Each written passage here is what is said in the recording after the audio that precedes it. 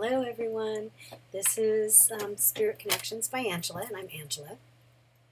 I know that I told you that I would be doing a video tomorrow, but I was gifted with a little bit of extra time today, so I'm going to try to do another one. So, as I mentioned earlier today, if you guys follow my videos, I was just doing a general energy read for today's energy. I pulled up an Animal Dreaming Oracle card and came up with Possum. Possum is about opportunity, and also what I pointed out to you was that the card number is 41, which decreases to 5. The 4 and a 1 make 5, and so 5 is all about change and freedom.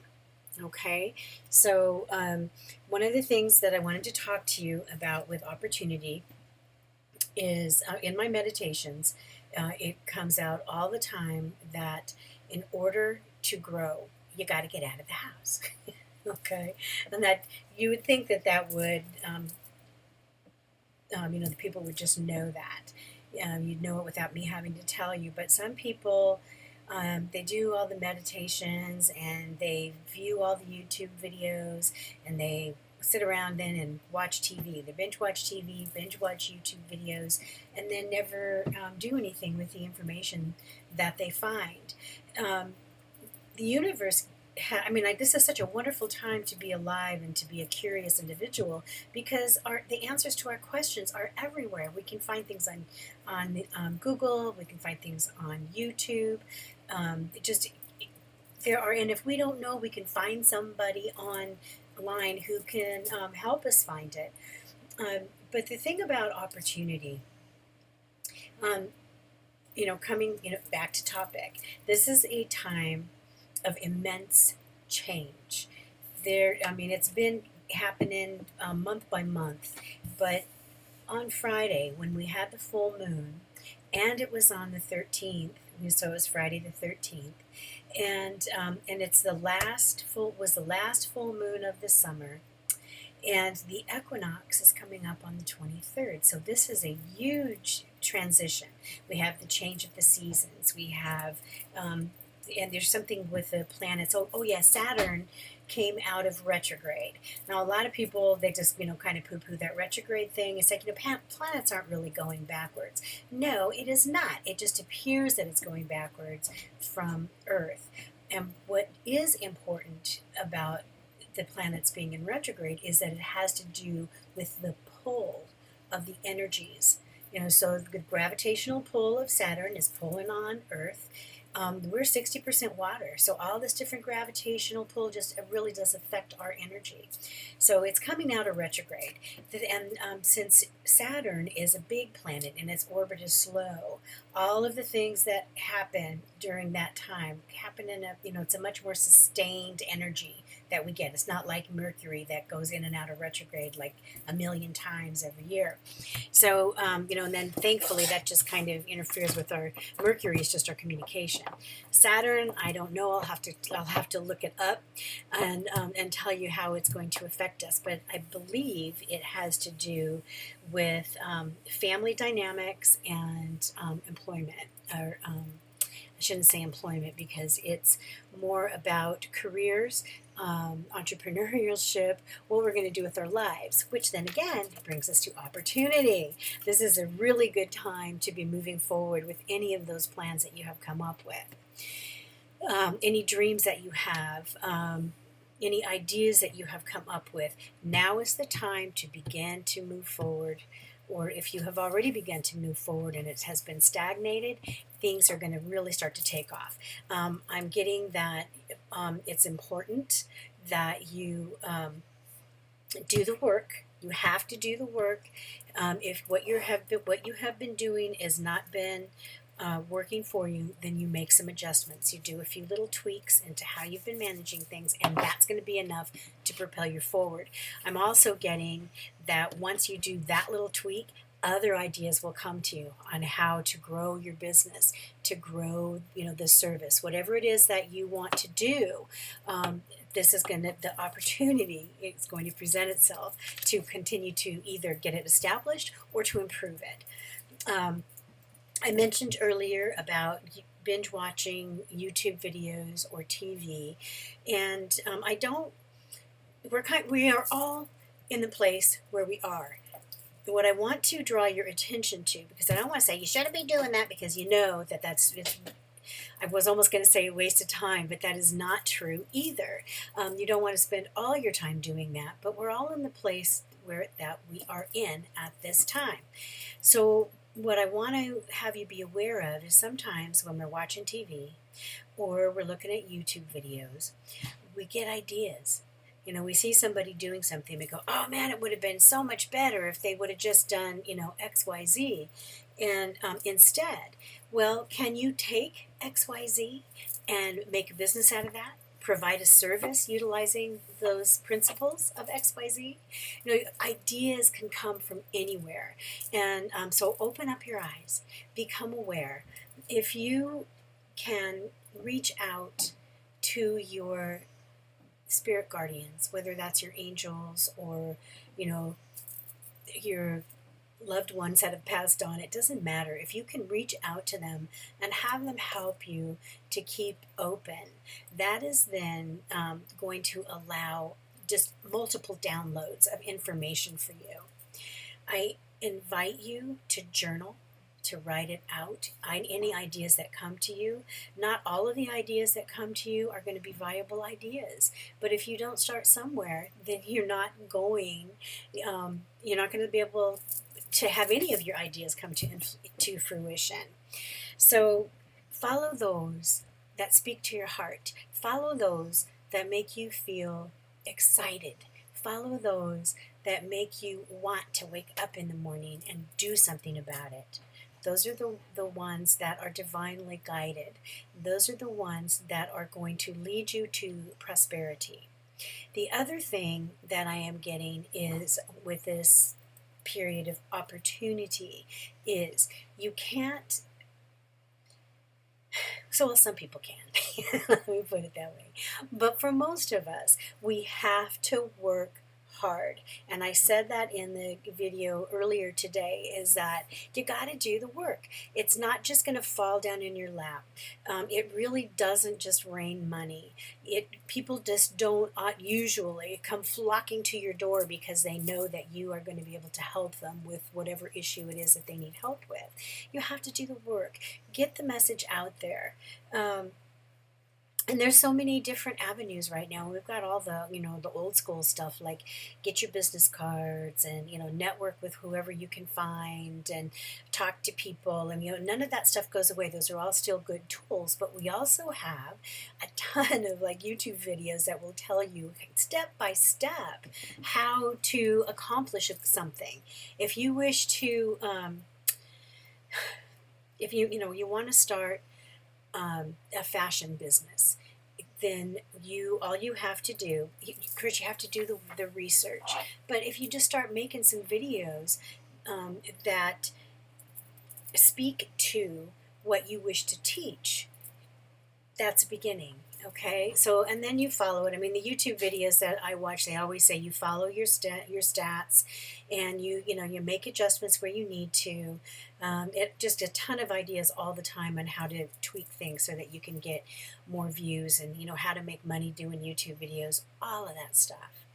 But it's not just about money, and I didn't want anybody to think that, because I'm getting loud and clear from my guardian angels and my guardian spirits that it's also about love, relationships. And I'm not talking just about man-woman relationships or woman-woman, man-man, whatever whatever your preference is. Because romantic relationships, romantic attachments, it's not just about that. It's a good time for healing any old relationships that have suffered a wound, any the opportunity to mend that is at hand. This takes a lot of work, taking a look at if there's something that you really want to mend. If you don't want to mend it, don't even try, because it's not going to come out as authentic, and you can make things worse. But if there is someone in your life that you really feel it is time to make those amends, it is time to try to set the relationship to rights, then do some meditation, do some writing about it, get yourself focused, and then reach out. And just because you are in this place where you are ready to make amends doesn't mean that the person that you want to try to heal things with is going to be ready. We are all in the place where we are. I think I started the video with that. We are where we are. This is Spanx, by the way. He's my little white cat. Being really nosy and curious today. Let me see if I can move him out of the way for us. There we go. So, but if you do the work, you can at least forgive wherever the forgiveness is needed. If you need to forgive that other person because they have really done something horrible, you do not need their permission to forgive them. If it's yourself because you did this horrible thing and it really caused this rift and you really want to set things right, well, then forgive yourself. And you do not need anyone else's permission to forgive yourself. So just reach out. This opportunity is now. If it is love, if you are in a relationship, then the opportunity to make your relationship better is here as well. Again, it will take a lot of soul searching, introspection, meditation, journaling. Find that quiet space where you can take an honest look at whatever your issues are, because you cannot do anything about your partner's issues. Only they can do something about their issues, and it is not your job usually to point them out to your partner. They would actually become quite resentful if you do that. So look at your own issues, and you can then approach your partner looking at yourself, trying to make amends for your own behaviors and your own actions, and try to make that right.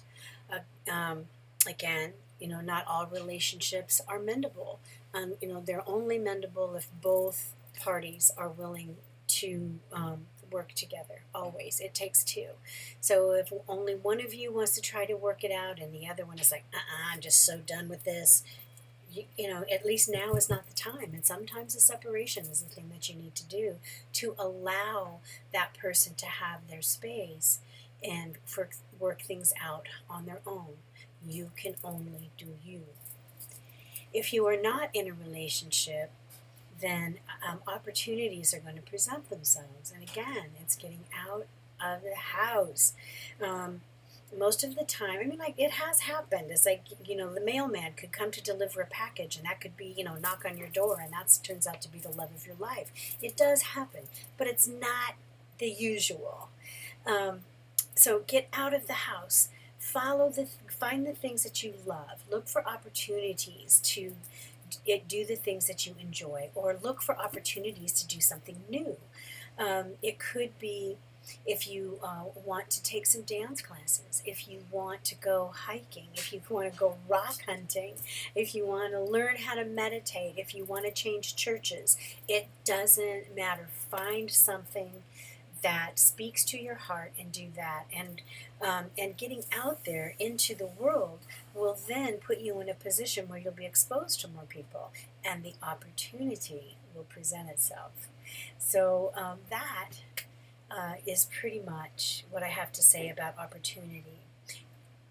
But let's look at the reversal of opportunity. How about opportunists? People that take advantage of your good nature. They find an opportunity to be a leech, to be a vampire, however you want to label it. It's the same thing. They are taking advantage of your good nature. So it may be time for you to tell them it's time for you to go. No, I am not going to loan you any more money. No, you can't come here and drink until you pass out. Whatever it is, whatever it is that you feel this person is taking advantage of you, it is time to confront that. You make those boundaries. Do not be wishy-washy about it. It's not something, you can be kind and be firm. Listen to the difference of this. It might be a good idea for you to think about going someplace else to do your drinking. Versus, I don't think it's serving either one of us for you to come here and get drunk as often as you do. I would really like for you to go someplace else to do your drinking. So you see how one is a little bit more firm. They're both kind, but one is kind of mousy, and the other one is like, this is a firm boundary for me now. And so that's kind of what I'm hearing that needs to be done for this situation. So that's the opportunist.